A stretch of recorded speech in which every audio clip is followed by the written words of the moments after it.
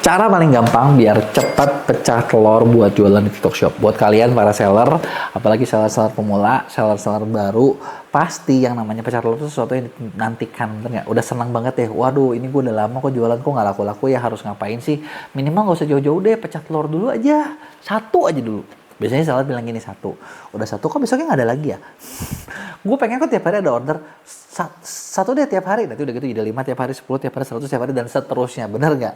Nah tapi mau panjang nggak akan dapat kalau lu pecah telurnya aja nggak ngerti. Nah di video kali ini gue bakal bahas cara paling gampang, paling simpel biar kalian cepet pecah telur gitu kan. Dan gue bukan bilang cuman, maksud gue gini, bukan cuman buat pecah telur satu doang ya, tapi buat ke depan-depannya biar lu makin lancar seperti apa. Tapi sebelum gue mulai, buat kalian baru nonton jangan lupa buat klik tombol subscribe-nya dan aktifin lonceng notifikasinya ya. Yuk kita mulai. Pertama, yang paling sering bikin orang susah pecah telur adalah ada dua macam nih. Satu, produk yang nggak menarik buat di check out. Kedua, trafficnya kurang. Kalau gue perhatiin selalu nggak jauh-jauh dari situ. Maksudnya gimana? Maksudnya gini, coba kalian bayangin, kalian punya toko ini udah kalian kerjain nih, terus udah kalian kerjain, yang pertama si tokonya itu diurusin nih sama kalian nih, kalian udah ngupload produk segala macem gitu kan. Biasanya karena tuh ketika kita ngupload produk kita suka puyeng dengan ibaratnya kayak isinya tuh banyak banget, bener nggak? Harus gambarnya beginilah, tampilannya beginilah, deskripsinya beginilah. Dan pengalaman gue pribadi juga waktu gue jadi seller dulu itu adalah begitu menulis, bentar, gambar apa nih? Tampak depan, tampak samping, tampak belakang, tampak kiri kanan, ya kan? Kadang kita juga kayak, aduh, yaudah deh langsung foto gitu kan, foto sejepret-jepretnya dari HP yang kualitasnya segitu, nggak bagus-bagus amat. Ini yang pertama. Nulis deskripsi. Nah orang Indonesia biasanya, ya kan kita tahu ya, negara kita tuh darurat membaca dan darurat menulis. Bener nggak? Ngebacanya susah, nulis apalagi. Ya pokoknya ini adalah, lu tau gak sih, gue pernah ada satu seller yang cukup terkenal ya. Dia bikin produk kecantikan. Dan isi deskripsinya adalah 100% original dari hati. dan pokoknya pelanggaran guys. Gue tahu kenapa dia nulis kayak gitu, karena dia juga bingung mau nulis apa gitu. Harusnya kan tulisnya adalah bahannya apa, ininya apa, cara nulis deskripsi seperti apa gitu kan. Yang rapi, yang bagus. Tapi ya kita tidak terbiasa buat bikin itu, makanya susah. Bener ya? Nah, itu berikutnya, poinnya. Nah, jadi yang pertama adalah tampilannya nggak menarik. Karena kalau tampilannya nggak menarik, ketika orang ngeklik, orang lihat, lu datangin traffic, orang ilfeel dan nggak ngerasa, gue kayaknya mau beli deh. Baik, bener nggak? Lu bayangin lu bikin video bagus-bagus, udah nge-live bagus-bagus, tapi tampilannya nggak menarik, jadi ya susah. Jadi pertama adalah lu benerin dulu nih tampilan produk, dari gambar, dari foto, dari deskripsi, dari judulnya, gitu kan. Ada nggak panduan-panduannya? Sebenarnya ada sih guideline-guideline-nya gitu kan. Lu bisa cek sih sebenarnya di TikTok. Gitu kan. Tapi kalau misalnya gue secara garis besar, brandnya apa, nama produknya apa, penggunaannya apa, manfaatnya apa, itu adalah salah satu yang dirangkum jadi judul. Deskripsi nanti ada lagi kayak gitu. Ada poin-poin penting yang sebenarnya kalau misalnya kalian, apa ya, kita tuh punya kelas intensif. Di kelas intensif tuh bener-bener semua pengetahuan insight ordal itu dikeluarin. Dan kita punya tim pendampingan juga, konsultan yang ngeluarin semuanya itu gitu kan. Ya gue spill dikit aja di konten gitu ya. Karena itu adalah, ya apa ya, itu adalah hasil riset kita di MES selama ini yang laku kayak begini. Kan nggak mungkin gue bagiin semuanya juga gratis ya, bener nggak? Ya. Nah terus yang kedua. Yang kedua adalah lo harus sadar trafficnya cukup apa nggak. Maksud gue gini, gimana sih cara bikin orang itu dapat traffic gitu? Gimana cara bikin SKU lu ada traffic yang lihat? Di TikTok, lu ketika ngupload, orang nggak tahu itu ada produknya, bener nggak? Ya berarti lu harus bikin post, bikin video dong, bener nggak? Bikin postingan TikTok, bikin VT. Nah, videonya harus berapa? Sekarang gini, kalian bayangin, kalian satu kali video, dilihatnya berapa orang? Kerekun, 200. Oke, dari 200 yang ngeklik berapa? 2%, berarti 4 biji. Mungkin nggak satu video ngejual? Enggak. Kenapa? Yang lihat cuma 4. Buat laku, mungkin perlu ngelihat 100 sampai 1000. Benar nggak? Tergantung sih produk kalian. Kalau produk kalian bagus, 1% konversi, 100 orang yang lihat biasanya udah ada yang check out 1. Nah, sekarang lu bagi. Satu kali video, dikliknya berapa? Kebayang nggak? Nah, makanya nih gue bilang nih cara paling gampang nih. Oke, satu video gue dikliknya 10. Berarti gimana caranya biar gue dapat 100 yang ngeklik? Ya udah lu bikin 10 video. Atau lu bikin 15 video deh, pasti ada yang nyangkut. Kalau dikliknya 10. Kalau yang ngekliknya 2, wah itu lebih banyak, Bambang. Kerjaan lu lebih banyak tuh PR-nya tuh. Tapi insight-nya nggak jauh-jauh dari situ. Karena kalau gue perhatiin, dari banyak seller-seller yang kita kelola di MEA, kita udah bongkar datanya, justru produk-produk yang the best itu biasanya tuh kayak mereka tuh punya ribuan video, barulah bener-bener produknya ngegulung. Lakunya kenceng. Harus banyak dulu gitu. Kenapa? Karena orang tuh perlu lihat lagi, baru akhirnya beli gitu ya. Nah, dan butuh video apa live gitu kan pertanyaannya. Pertanyaan gue adalah dibalik adalah harga barang lu berapa? Di bawah $10 atau di atas $10. Kalau di bawah $10 artinya di bawah 150-160 ribu, kalian jual pakai video pun cukup. Karena ya harga segitu orang nggak banyak mikir. Tapi kalau harga barang kalian udah di atas, misalnya $30, 500.000, 600.000, 1 juta, ya mungkin lu nggak cuma video doang. Lu butuh video, lu butuh live, perlu dikasih lihat langsung.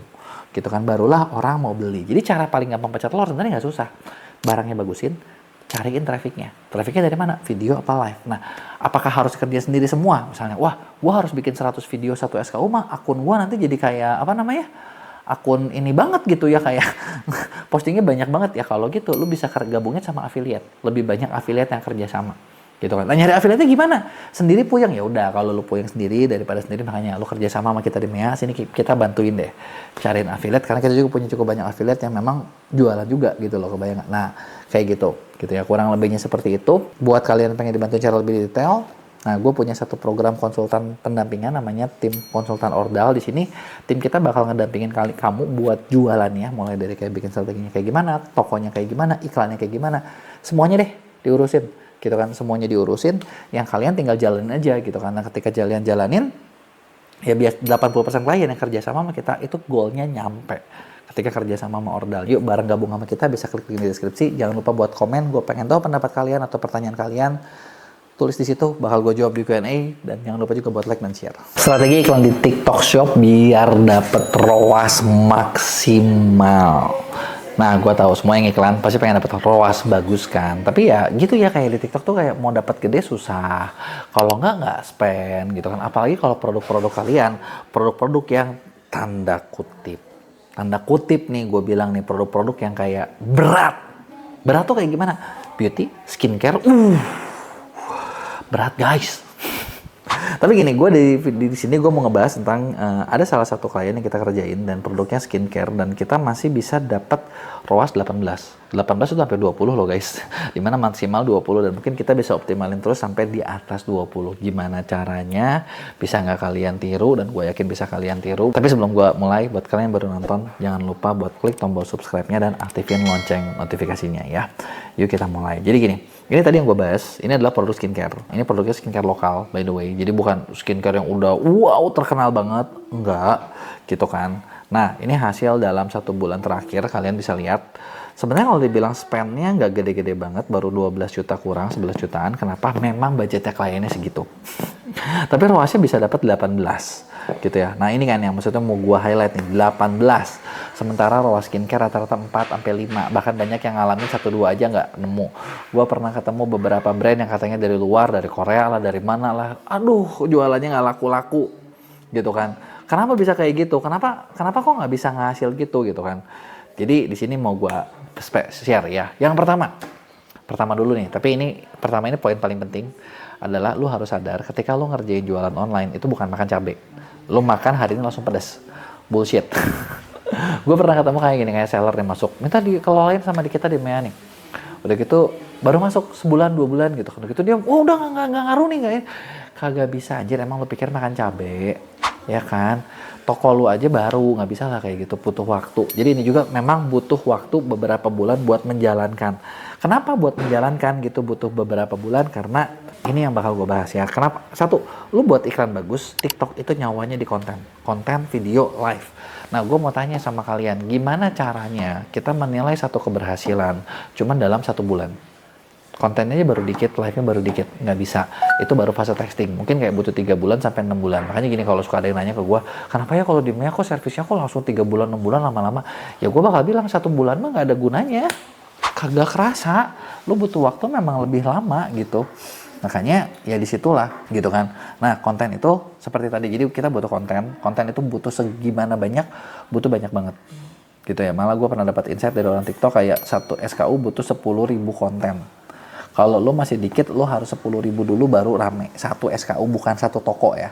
Nah, terus udah gitu, kadang juga seller suka bilang gini, tapi kok affiliate gue udah banyak? Lo tau gak, gue sering banget nemu seller udah punya affiliate sampai 5.000, 10.000. Tapi yang aktif, yang menghasilkan, jangankan dari 10.000 nih ya, jangankan 1%, 0, yang aktifnya tuh kayak gitu. Jadi kayak bikin konten sekali udah gitu udah. Lah itulah nggak bisa, kita butuh yang konsisten. Yang nggak konsisten itu ya nggak ngaruh gitu loh.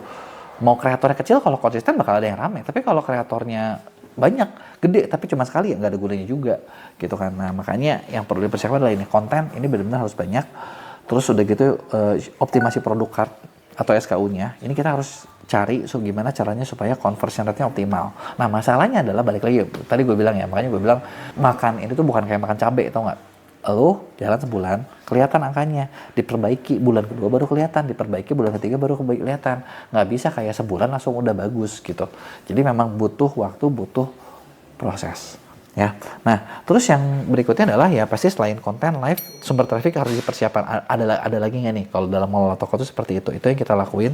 Karena GMV Max ini sekarang kesannya kayak gampang, lu ngekliknya kayak bener-bener sepele, cuman satu tab doang. Tapi setelah itu di belakangnya itu sebenarnya bukan jadi makin banyak gitu, di belakangnya jadi jauh makin banyak. Karena kalau misalnya kayak traffic lainnya nggak ada, ininya nggak bagus ya nggak bisa gitu. Terus apa nih yang dikerjain di toko ini gitu ya? Satu udah pasti konten dipersiapkan, dan terus kedua kita lihat potensi dari setiap toko. Ada yang konten, ada yang live, ada yang shopping chart, ada yang mana, itu kita lihat mana yang potensial. Gimana kok cara ngelihatnya? Nah itu kan pasti pertanyaannya. Caranya adalah dari data. Datanya kayak gimana? Nah gue pernah bahas video tentang gue ngolahin data klien seperti ini. Ini adalah yang paling basic. Tapi kalau di iklan, di yang kita udah jauh lebih complicated dari ini, dan itu yang bikin kita tahu kurang lebih harus ngapain. Gitu kan, dari data kita ketemu ternyata mereka itu kontennya lumayan, live-nya bisa lebih bagus. Jadi kita fokusnya adalah di live, data live-nya kita olah, kita kasih feedback terus. Selain itu, nah live juga nggak bisa jalan tanpa konten.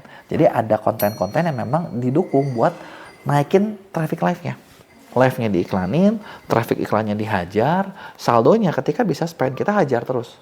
Gitu kan, meskipun akhirnya oh yaudah kliennya bilang segini ya udah gitu kan. Nah selain itu kita juga tembakin di cukup banyak afiliator, dan uniknya adalah kalau dia ini gue ketemunya adalah gini, dari tokonya live-nya gacor tapi kontennya ya memang buat mendukung live gitu loh. Nah afiliatornya itu videonya gacor jadi nyawanya bisa beda gitu, tapi secara overall total akhirnya ngasilin ROAS yang cukup tinggi juga. Jadi itu dia tadi nih beberapa studi kasus yang bisa kalian praktekin. Insight-nya sebenarnya simple. Coba lo lihat peluang mana yang bisa kalian optimalin. Udah gitu, yang berikutnya adalah kontennya. Seberapa banyak yang bisa kalian bikin, gitu kan. Barulah, udah gitu terakhir optimalin produk chart atau SKU-nya. Setelah itu barulah lo cari traffic sebanyak mungkin. Kalau lo masih bingung atau lo tahu udah ngerti, tapi maksud gue begitu lo ngerti kayak oke, gue butuh ribuan video dan itu kayaknya nggak mungkin dilakuin, udah lo kerja sama kita di MEA, kita yang bantuin. Kita lagi punya beberapa service baru yang bisa ngebanjirin konten kalian dengan cepat. Makanya service-nya gue kasih nama banjir konten nih. Lo bisa dapat sampai 500 video dalam waktu kurang dari 1 bulan gitu. Bahkan bisa lebih, bisa sampai ke ribuan video. Jadi buat lo yang mau, lo klik di link deskripsi gue, bisa chat sama tim gue, mumpung kita masih ada slot buat megang klien. Kalau udah penuh kita nggak akan buka, lu mau minta pun nggak bisa gitu ya. Nah terus kalau ada pertanyaan tulis di komen, jangan lupa buat like dan share. Bantu naikin brand dari omset cuma 3 miliar jadi 8 miliar dalam waktu kurang lebih 1 tahunan. Gimana sih caranya, apa aja yang dilakuin, dan apa aja insight yang bisa kalian tiru buat ngembangin bisnis kalian. Nah, jadi di video kali ini gue mau spill salah satu klien yang kita lagi kerjain di MEA dan udah berjalan cukup lama dan omsetnya grow terus. Gitu kan. Nah, apa aja yang kita lakuin, cara-caranya seperti apa, ini dia nih yang bakal kita bahas. Tapi sebelum gue mulai, buat kalian baru nonton, jangan lupa buat klik tombol subscribe-nya dan aktifin lonceng notifikasinya ya. Oke, jadi gini, produk yang ini kali ini bahas adalah sendal. Ya, barangnya sendal gitu kan, dan toko brand satu ini gitu ya, mau disebut brand atau mau jadi sebut toko terserah deh. Sekarang mungkin udah jadi ke level brand kali ya. Dia tuh masuk ke kita tuh dari 2023. Waktu itu omset tahunannya nih, omset 1 tahunnya kurang lebih 3 miliar 2023 nih. Dia punya 12.000 order ya, 2.000 ke cancel gitu ya. Nah, dan cita-citanya adalah ya pasti pengen naik terus dong, bener ya. Nah, kita bilang juga nih, Pak, kalau lu mau naik, yang pasti nggak ada proses yang namanya instan. Karena gue sering banget kayak UMKM tuh suka pengen proses yang kadang nggak masuk akal instan ya. Jadi kayak, oke, gue masuk, gue nggak mau tahu, pokoknya harus gede gitu. Ya kan nggak gitu juga ya, maksud gue banyak proses yang harus dilewati. Ini caranya seperti apa, dan biasanya ada baseline nih, kita harus lihat sebelumnya itu seperti apa. Sebagus apa nih jualan lu, dan ketika lagi bagus juga kita lihat nih, ada apa gitu kan, bener nggak?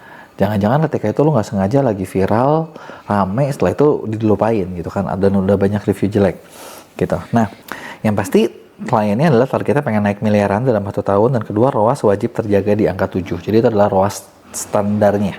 Nah, ini adalah 2 cita-cita yang memang dua goal utamanya kita pengen tahu nih. Produknya sendal sepatu. Nah, terus udah gitu kita mulai deh kerjain. Ini dari data angkanya ya. Omsetnya naik jadi 4,5 miliar dari sebelumnya 3 miliar. Jadi selisihnya kurang lebih 1,5 miliar dengan total 17.000 penjualan dari yang sebelumnya cuma 12.600. Konversinya 1,21% dan 810.000 pengunjung.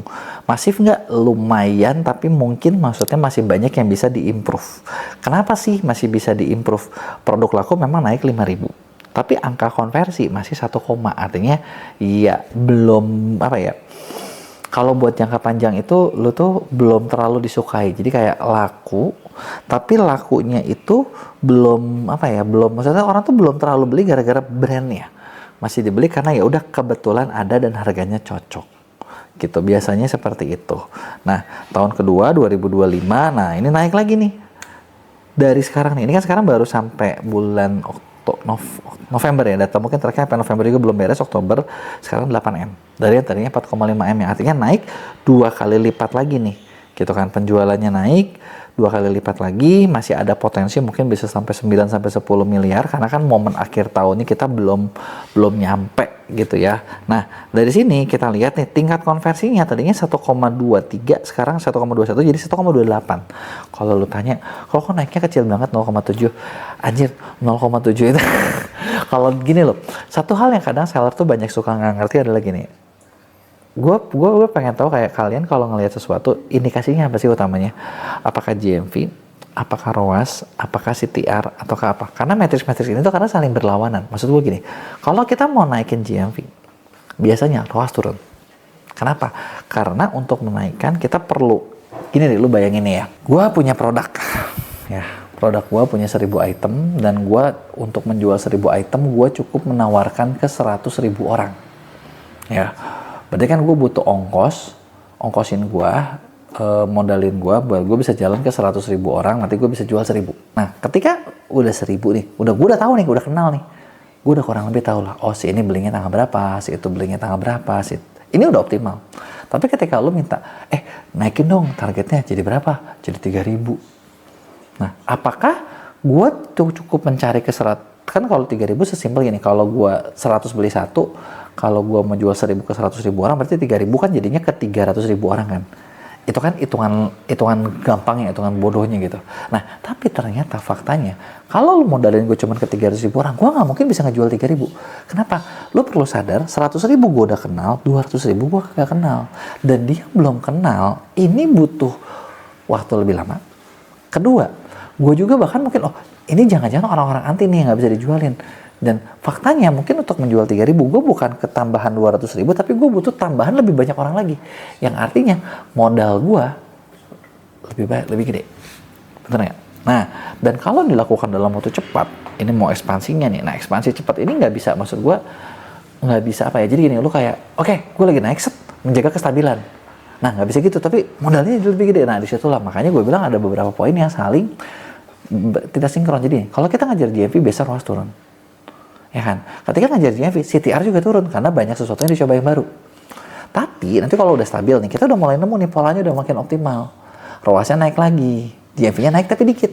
Nah, mau loncat lagi. Nah, ketika mau loncat lagi nih, nah ini artinya ada sesuatu yang growth baru lagi yang harus dilakukan. Jadi itu dia gitu ya. Nah, terus apa yang kita lakuin? Nah, sebenarnya gini, kita banyak bikin analisis sekarang.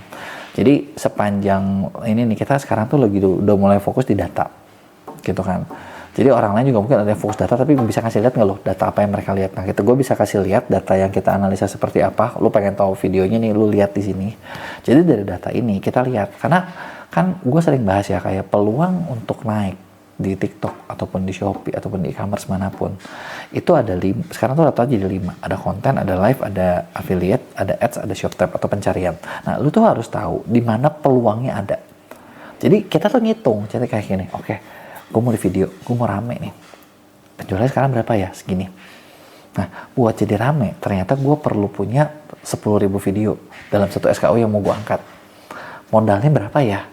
Masuk nggak ya budgetnya gitu loh. Itulah yang dilakukan. Jadi kita lihat nih, peluang-peluang mana yang ada, kita hajar. gitu kan. Nah dari peluang itulah baru ketemu gimana caranya supaya si penjualan itu makin lama makin naik, makin growth. Jadi yang kita lakuin adalah gini, kita lihat dari datanya, kita lihat. Jadi kayak misalnya ketemu, kita bukan cuma naikin budget iklan, tapi kita lihat ya, oke, gue punya budget segini, alokasinya di mana, gitu. Beberapa untuk kasus yang ini, jujur, jadi kita lihat nih, ada posisi di mana live dia lumayan potensial, itu kita garap. Search dia, itu kita garap. Dan terus yang ketiga, di toko ini adalah affiliate-nya, itu kita mulai garap. Gitu, dan ternyata itu yang menghasilkan. Nah, video sama ini kenapa? Belum. Nah, karena gini, videonya dari tokonya, kalau kita bikin banyak video, itu sama kita bikin dari affiliate, ternyata kita hitung affiliate lebih efektif. Ya, itulah kira kita pilihnya kemana. Gitu. Nah, itu adalah beberapa cara yang perlu bisa dilakuin. Jadi, buat toko kecil, kalau kalian mau growth gimana? Data lu kuat nggak? Kalau lu nggak kuat data lu bingung deh. Atau gini deh, kalau dibantuin mau nggak dianalisain datanya. Tapi gue bakal bilang fair ya, belum tentu semua bakal kita bisa kasih. Ini biasanya, ini kita kasih free buat semua klien yang masuk di Mea, kerja sama Mea. Jadi kalau lu mau pasti dapat ya lu kerja sama aja sama kita. Lu dapat tuh data-data kayak gitu tiap bulan analisanya, dan maksudnya lu bisa melihat juga, mengeksplor juga gitu kan. Tapi kalau buat kalian yang mau, lu tulis di komen. Gue nggak tahu, nanti kita mungkin dari tim gue bakal bisa bantu pilih beberapa gitu. Kenapa nggak dibikin aja semuanya kok? Lama, repot, nggak gampang anjir. Ya kan, satu misalnya kayak lu Shopee doang nih ya, Shopee doang itu kita butuh waktu sekian lama gitu buat ininya gitu kan. TikTok juga sama, mungkin TikTok sedikit lebih mudah karena ada proses binding dan sebagainya memudahkan, tapi ya tetap aja itu butuh waktu, butuh effort dikitanya. Makanya gue bakal bilang ya, nggak semua bakal kita bisa ini, tapi ya kita bisa bantuin kalian ke situ gitu ya. Nah, kalau ada yang mau lu tanyain, jangan lupa tulis di komen, bakal gue jawab di Q&A. Terus jangan lupa juga buat like dan share video ini ke teman-teman lo yang butuh.